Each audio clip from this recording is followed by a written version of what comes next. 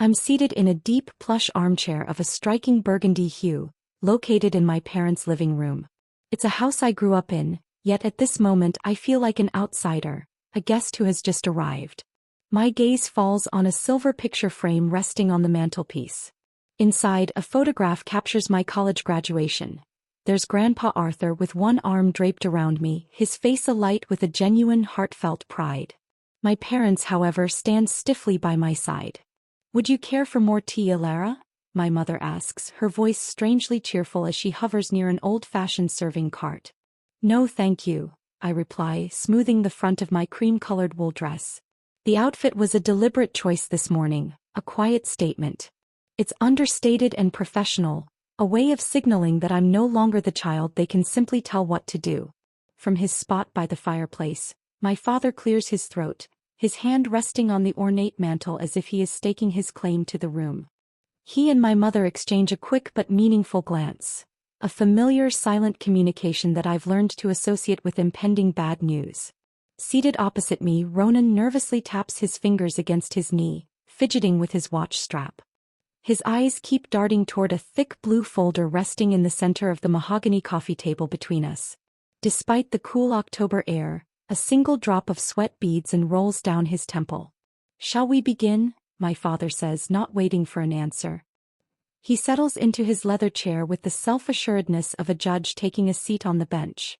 "We've called this family meeting to have an important discussion about your grandfather's estate." The final word hangs in the silence. It has been 3 months since Grandpa Arthur passed away, and this is the first time they have expressed any desire to talk about it. My mother sits on the very edge of the sofa, her hands clasped tightly in her lap.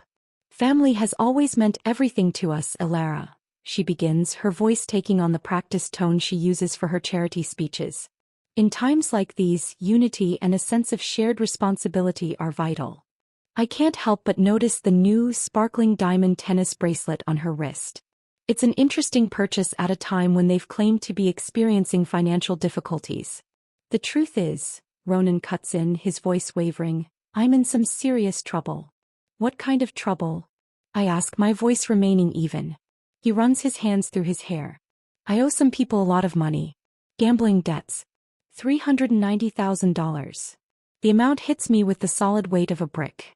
It isn't a rounded figure. It's precise, calculated, and all too real. These aren't casino people," he continues, his gaze fixed on the floor. "They're not exactly patient when it comes to repayment." My father slides the blue folder across the table toward me. "We've come up with a solution, a new trust managed by the family. It would temporarily consolidate Grandpa's assets until we can get Ronan out of this mess." My hand stays put. I don't reach for the folder. Instead, my mind travels back in time. I'm 11 years old in Grandpa's study, learning to play chess on his inlaid wooden board. "Always think 3 moves ahead, Alara," he had told me, his blue eyes twinkling. In chess, just like in life, the most obvious move is not always the smartest one. Now, I look at the faces of my family members. My father's forced confidence, my mother's manufactured concern, Ronan's desperate hope. I see the deception, the trap they are setting as clearly as if they had given me a detailed diagram. "I will need some time to look over these documents," I say, my calm tone concealing the alarms that are blaring inside my head. My father's brow furrows. "There isn't much time, Alara. These people are not giving Ronan a comfortable deadline. We've already spoken with the family lawyer," my mother adds, standing up abruptly. "I've made your favorite, chamomile tea with honey." She returns with a delicate porcelain cup of a flavor I've never been fond of. Ronan leans forward, his voice cracking. "They threaten me, VS. They said they know where I live, where I go. One of them even mentioned how nice our parents' neighborhood is." He pauses, his voice breaking. "I don't know what they might do." I pick up the folder but do not open it. "How exactly would this new trust function?" I ask. "It's just a simple restructuring," my father replies a bit too quickly. "Just temporary control under the family name instead of being divided. For protection." 30 minutes, I say, rising to my feet. "I need to make a quick phone call first." "Who on earth do you need to call right now?" my mother asks, her pleasant facade finally slipping. "My financial advisor," I state smoothly, fabricating a lie. "I want his perspective on the tax implications." My father's jaw tightens. This is a family matter, Alara. Exactly, I say. And I want to ensure I'm making the right decision for our family. With deliberate steps, I walk toward Grandpa's study, feeling their eyes watching my back.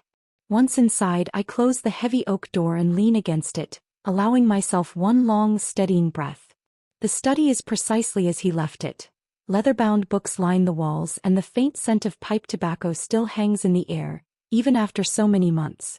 I move to his desk, my fingers tracing the worn edge where he had spent countless hours.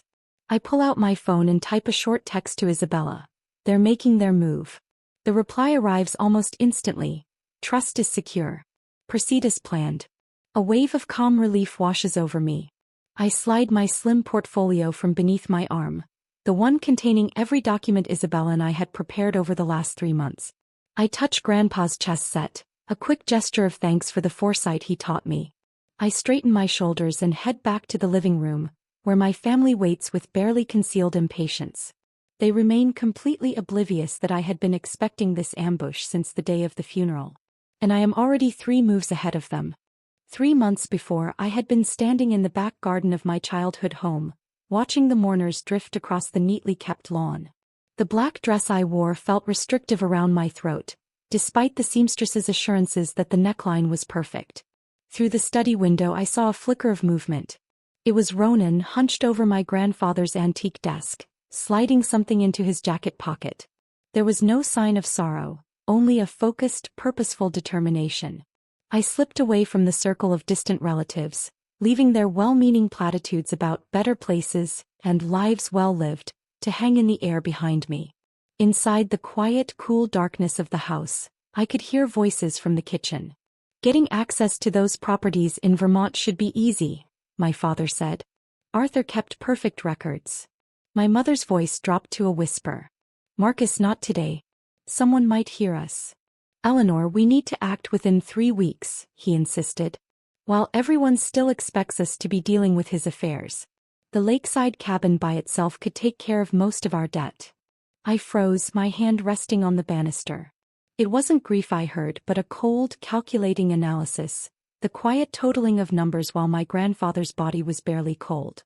My phone buzzed in my clutch, a text from my workplace sending condolences. I stared at the screen, a new meaning dawning on my grandfather's final words to me. His hand had gripped mine with surprising strength as the medical monitors beeped all around us. Protect what matters, Alara, he had said. Not everyone understands value. At the time, I thought he meant his collection of vintage mechanical instruments, his passion since he retired from watchmaking. Now, a sudden clarity washed over me like ice water. He knew. He had always known. 2 days later, I was sitting across from Isabella Rossi at a corner table in Cabot & Sons Coffee House.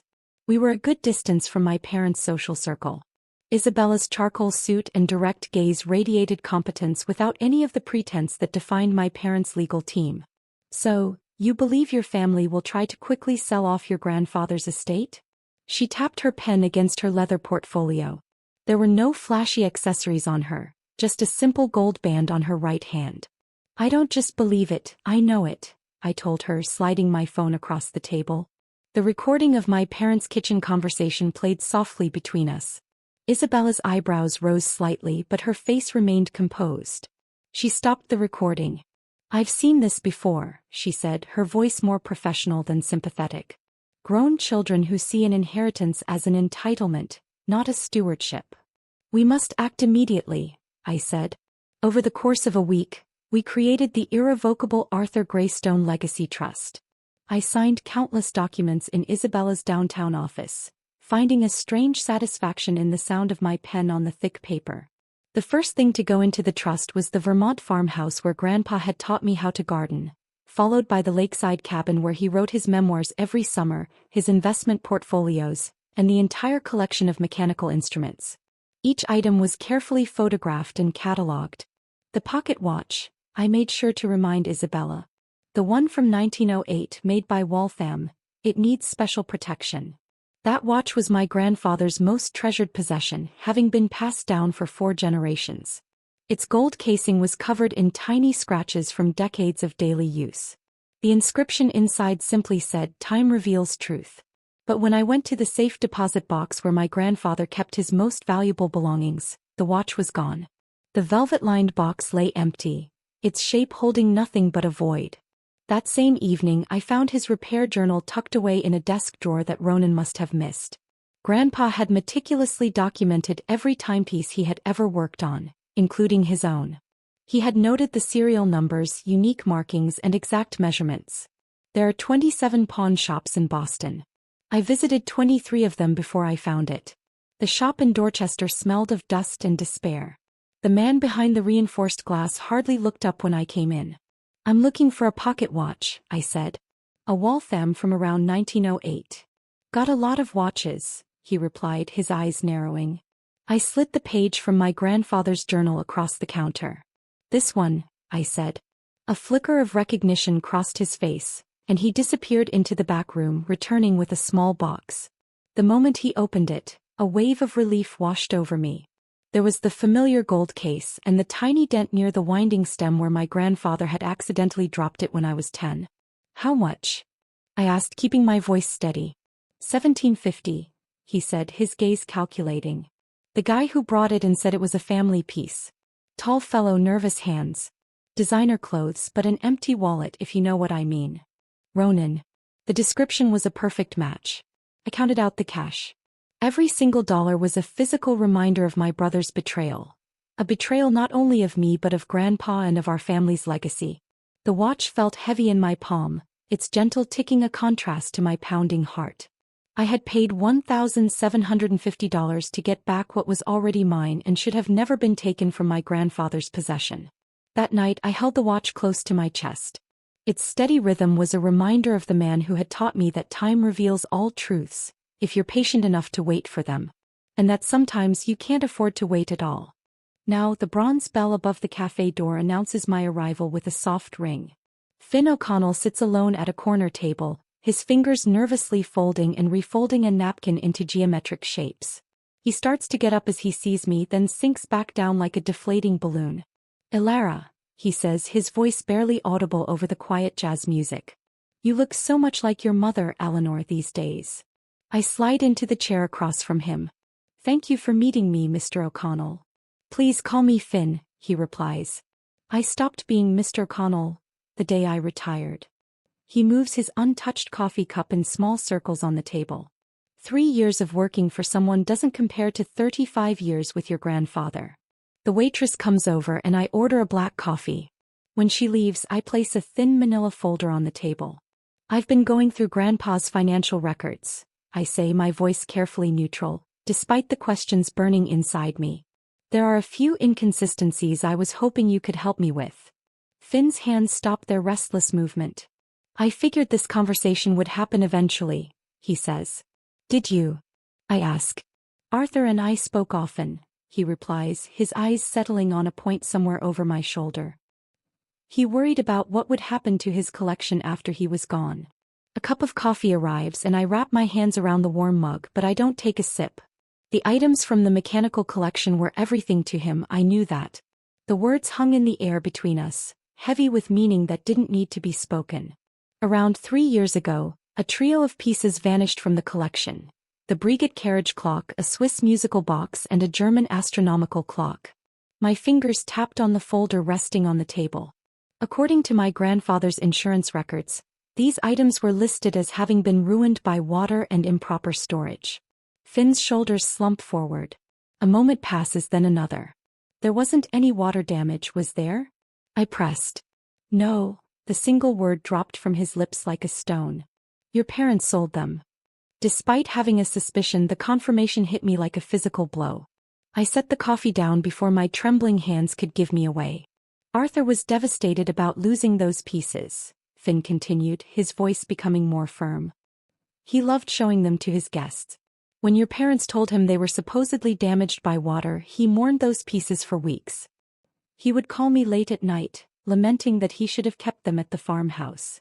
Finn finally looked me in the eyes. $75,000. That's what they received for all 3 of them. Even back then, Ronan had significant gambling debts, though they were smaller. I vividly remember that summer. My grandfather seemed uncharacteristically withdrawn during my visits. He would walk to the display cabinet in his study, open it, and then close it again with a sigh that seemed to carry the weight of his 84 years. Did he ever suspect? I inquired. I believe a part of him did, but Arthur couldn't bear to think his own daughter would do something like that. Finn trailed off, his weathered face pained. Your mother was the one who orchestrated it. Marcus went along with it as he always does. I then asked, and you never told him? Finn's voice hardened with self-reproach. I was his accountant, not his confidant. I told myself it wasn't my place. Perhaps I was just a coward. I thought of my grandfather, grieving for pieces that were not destroyed but sold behind his back. My hands curled into fists under the table. I should have said something, Finn admitted. By the time I mustered the courage, his health was declining, and I convinced myself it would only cause him more pain. So why are you telling me now? I asked. Finn pulled a folded sheet from his jacket pocket and slid it across the table. Because Arthur asked me to look out for you. 3 months before he passed, he made me promise that if anyone ever tried to access his estate in a way that seemed unusual, I would help you understand what you were dealing with. I unfolded the paper. It was a handwritten letter in my grandfather's unique script, authorizing Finn to share any financial information with me if necessary. At the bottom was a personal note. Elara has always seen clearly. She'll need the truth. Thank you, I said, putting the letter into my folder. There's more, Finn said. Smaller items disappeared over the years. I've documented everything I could confirm. He gave me a thin flash drive. Bank transfers, appraisal certificates, dates. It's all there. For the next 60 minutes, Finn described how my grandfather's collection was systematically plundered. Each new piece of information fueled the quiet rage building inside me. It was not grief or shock, but a cold, clear fury that sharpened my thoughts to a fine point. Back in my car, I called Isabella. They've been selling parts of his collection for years, I informed her, using the money to save Ronan. She asked, does this alter our approach? No, it validates it, I replied, starting the engine. I need your help documenting everything, creating irrefutable proof of their actions, arranged in chronological order. I will clear my schedule, she responded. For the next 2 weeks, I became a financial archaeologist, uncovering the truth layer by layer. Isabella and I compiled a thorough account of the betrayal. Each stolen item, each forged signature, each manipulated conversation, all carefully catalogued in a slender leather portfolio. The day of reckoning arrived sooner than I expected. When I returned to my parents' living room after my calculated retreat to my grandfather's study, I found them exactly as I had left them. Marcus stood commandingly by the fireplace, Eleanor was perched on the edge of the sofa, and Ronan was slumped in defeat.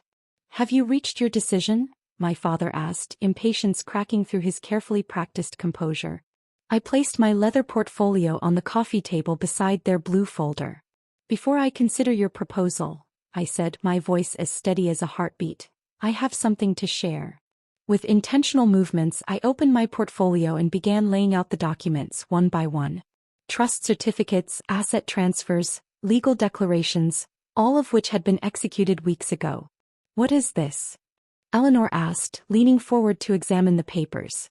The Arthur Greystone Legacy Trust, I replied. Established the week after the funeral, it is irrevocable and secure. Ronan frowned. I don't understand.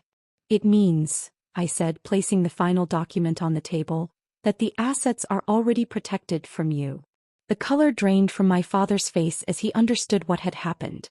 For the first time in my life, I had moved 3 steps ahead of him, just as my grandfather had taught me. The words hung in the air for 3 heartbeats before my father exploded. This is outrageous, he yelled, throwing the documents across the coffee table. You had no right. We'll contest this immediately. You've stolen what rightfully belongs to this family. His face turned a dangerous shade of red as he stood, towering over the table. My mother dissolved into tears, her shoulders trembling as she buried her face in her hands. How could you do this to us? She sobbed. To your own family. Ronan remained completely still, his mouth slightly ajar, resembling a child who had just been told that Santa Claus was not a real person. But what about me? Elara, these people will harm me. They will harm all of us. I stayed in my seat, my hands clasped in my lap. The storm of their anger swirled around me, Yet I felt anchored to something more powerful than their rage. The truth. Your gambling debts are not my responsibility, Ronan, I stated, my voice steady despite the surrounding commotion. And they are not Grandpa's either. You ungrateful little. Dad began to say, but I cut him off. Please sit down, Dad. My tone caused him to pause and he sank back into his chair, still glaring at me. I once again reached into my briefcase and took out a small envelope, from which I produced a pawn ticket and placed it gently on the table. This is from Harmon's pawn shop in Dorchester. I discovered it 3 weeks after Grandpa's funeral, I said, looking directly at Ronan. They had Grandpa's pocket watch from the year 1908. The shopkeeper's description of you was perfect. Ronan's face crumpled. I was going to buy it back, I swear. With what money? I countered, shaking my head. The same money you are now claiming to need for these mysterious gambling debts? I paid $1,750 to get it back. My mother's crying stopped abruptly. Ronan, you didn't. But his expression of guilt told her everything she needed to know. I continued, pulling out another document. I also spoke with Neil O'Connell last month. Dad's head shot up at the mention of their former accountant's name. Neil had quite a story to tell about the mechanical collection that was supposedly damaged in storage 3 years ago. I surveyed the room, taking in their shocked expressions. Grandpa grieved over those pieces for months. But they weren't damaged, were they? They were sold. For $75,000, I continued. That is a lie, Dad stammered, but his eyes told a different story. Neil kept records of everything, I explained. The sale, the wire transfer to an offshore account, and the subsequent cash withdrawals that conveniently corresponded with Ronan's past gambling debt. You have been spying on us, Mom accused, her voice filled with brittle indignation. I have been uncovering the truth, I replied, leaning forward. I know everything. Every deceit, every theft. Dad straightened up, attempting to regain control. We will challenge this trust. You cannot just. Please do, I said, gathering my documents with deliberate slowness. Discovery will be fascinating. Financial fraud, elder exploitation, tax evasion. The court records would be public, of course. The threat landed precisely as intended. Dad's mouth opened, then closed. Mom's hand flew to her throat. You would not, she whispered. I am not the one who took from a dying man, I answered softly. I am not the one who planned to use his life's work to save a gambling addict. Again.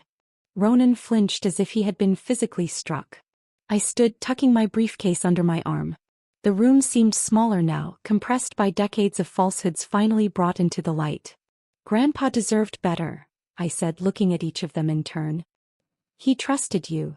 I walked toward the door, my footsteps echoing on the wooden floor. No one spoke. No one moved. They remained frozen in the ruins of their collapsed plan. As I closed the door behind me, I felt the weight of an inheritance, not of money or property, but of truth and principle. It was heavier than I had anticipated, but I stood straighter beneath it. Grandpa would be proud.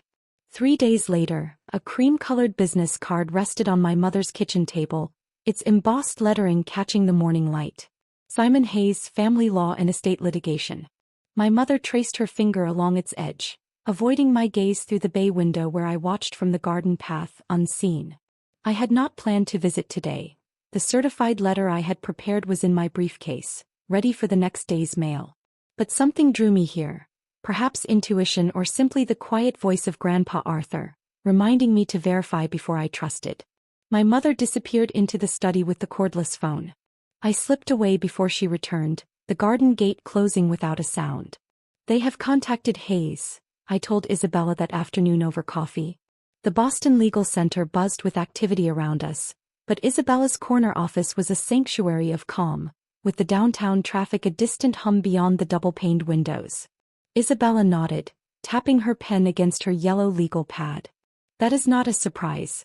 What matters is what Hayes tells them. Will he find a way around the trust? That is impossible, I stated. Isabella slid a document across her mahogany desk. The Arthur Greystone Legacy Trust is airtight, irrevocable. Even the best attorneys in Boston would not attempt to litigate it. I scanned the document, a summary of potential legal challenges. Each paragraph concluded with the same verdict: futile. The real danger, Isabella continued, leaning forward and lowering her voice, is if Hayes realizes what they did before the trust was established. The pocket watch. The mechanical collection. The documented pattern of theft. I finished. The word hung between us, heavy with implications. Criminal exposure, Isabella clarified, her tone gentle but direct. Your brother pawned a family heirloom. Your parents sold assets that were not theirs to sell. Hayes will advise them to back away before these facts surface in discovery. My phone vibrated for the third time this hour. Ronan again. I silenced it without looking. They will not stop, I said. They will when they understand there is no other option, Isabella replied. The next morning my doorman handed me a thick envelope. My dad's handwriting was on the expensive stationery he reserved for important correspondence. Inside were photocopies of old trust documents from Grandpa's original estate plan, not the new trust we had established. Notes were scrawled in the margin in his hand. We need access to correct this administrative error. I shredded it in my office. By noon, Ronan had called 7 times and left 3 voicemails. I listened to the last one during lunch. Vez, please, he said, his voice cracking, the familiar pattern of manipulation beginning to surface. These guys came to my apartment last night, just stood in the hallway watching. They know about Mom and Dad now. They mentioned the Vermont property. Please, I am scared. I forwarded the recording to Isabella, adding it to our documentation file. My mom tried next, her approach more subtle. An email arrived at 3:17 in the afternoon. Dearest, I know you're upset with us. Families sometimes make mistakes, even when they're driven by love. The stress is causing your father to have chest pains, and the doctor mentioned a possible heart issue. Could we please meet, just the 2 of us? No documents, no decisions, just a mother and a daughter. My finger hovers over the reply button before I shut down the email. The manipulation felt almost too perfect. Their careful choice of words and the strategic way they brought up my father's health. I wondered for a moment if his chest pains were a reality or simply another maneuver. That same evening I found myself sitting at my desk looking out over Boston Harbor. The lights from the financial district danced on the dark water below. A legal pad and my calculator were laid out in front of me, covered with carefully arranged figures. Ronan's 90-day rehabilitation program at Lakeside Recovery, the most respected center for gambling addiction in New England, would cost $48,000. An additional $4,500 was allocated for 3 intensive financial counseling sessions for Mom and Dad with Martin Weber, the same retirement specialist who had helped my grandpa Arthur with his original estate plan. This was my own money, not from the trust, a clear separation between my consequences and my compassion. I drafted the letter myself, though Isabella would look it over before I sent it via certified mail the next day. This offer represented the maximum personal financial support I was willing to provide. The assets in the trust would remain protected and unavailable. Full participation in these programs was mandatory. Zero compliance meant zero support. The offer would expire in 7 days. I signed my name, pressing the pen firmly against the paper. It wasn't an olive branch, but more like a life preserver with a clear message. Take hold of it the right way or go under. 3 days later, Isabella called me. They had a family meeting last night, she said, without you, obviously. How do you know? I asked. Hayes called me this morning, she explained. Professional courtesy. There was a brief silence, then the sound of papers being shuffled. He advised them to accept your terms. And? I prompted. They've agreed, she said, her voice softening.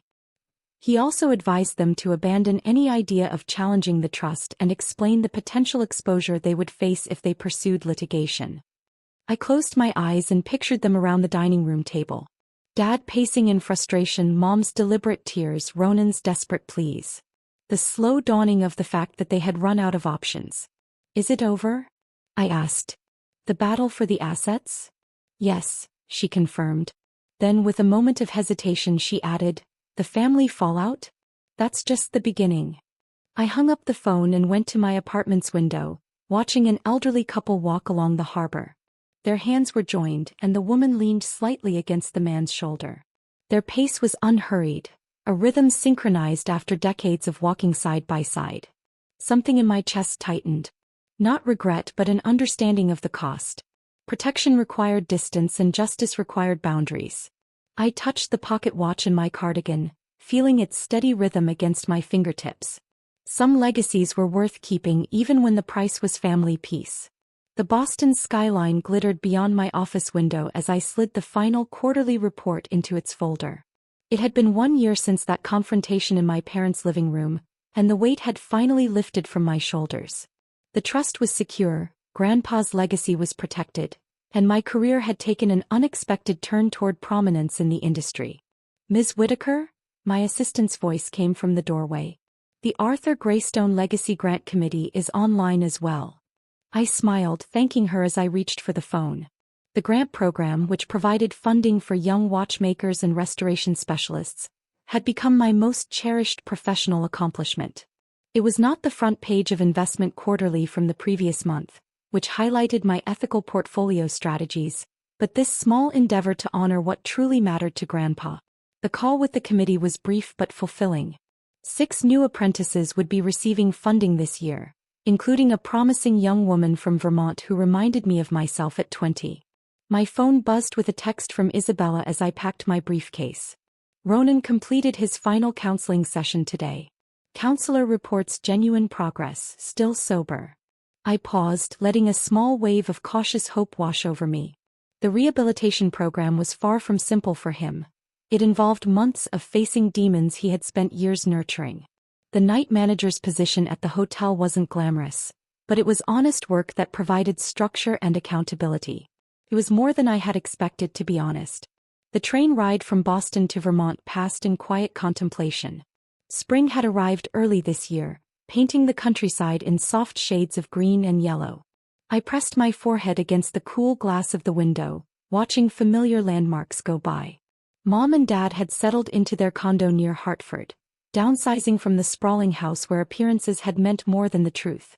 The financial counseling sessions had been humbling for them, especially for Dad, whose pride had been the most bruised. We now talk once a month, our conversations brief and carefully navigating the broken trust between us. Not forgiveness, not yet, but perhaps something that resembled understanding. Next week, on a Saturday, the caretaker's truck was not in the driveway when I arrived at the farmhouse. It was just as well. I needed this first visit to be alone. The freshly painted white clapboards shone in the afternoon sun, and the porch swing had been put back in its proper place. I traced my fingers along the wooden railing Grandpa had built when I was 10, remembering how he taught me to sand with the grain. Inside, everything felt both familiar and new. The mechanical collections sparkled behind museum-quality glass, each piece meticulously labeled with its history and significance. There would be no more hiding them in storage or selling them in secret. The estate manager had arranged weekend tours for local schoolchildren and collectors, just as Grandpa would have wanted. I made my way to his study, now a small reading room with his books lining the walls. From my pocket, I pulled out the 1908 pocket watch, its gold case catching the sunlight streaming through the windows. The mechanism ticked steadily, keeping perfect time just as he had insisted. I can still recall the moment I found it at that pawn shop, and the profound sadness that washed over me when I understood that Ronan had taken it even before my grandfather was laid to rest. Now, as dusk descends, I'm settled in the porch swing, the watch resting in my hand.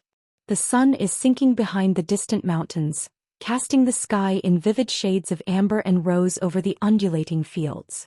A family of deer emerges from the trees, leisurely making their way across the very meadow where my grandfather and I used to plant our heirloom tomatoes. I recall his words and murmur to myself, the value was never in the things. He taught me that what truly matters is knowing what is important, having integrity, standing firm when it's simpler to give in, and possessing the bravery to defend what's right, even if it means being by yourself. His legacy wasn't the properties, the financial investments, or even this lovely timepiece.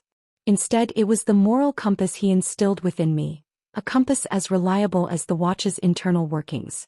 On the following Monday, I am scheduled to interview a new candidate to advise the mentorship program I am creating. I'm looking for young professionals who see that ethics and finance are not two different worlds, but rather a single system built on trust. As the valley grows dark, I gently close the watch and it makes a soft clicking sound. My new family is not one of blood but of shared principles. There's Isabella, my co-workers at Meridian who have become friends, the skilled artisans who maintain these estates, and the students who are now getting scholarships in his name. Thank you, Grandpa, I whisper, a smile forming on my face as the first stars become visible over the Vermont hills. The pocket watch rests against my heart, keeping flawless time,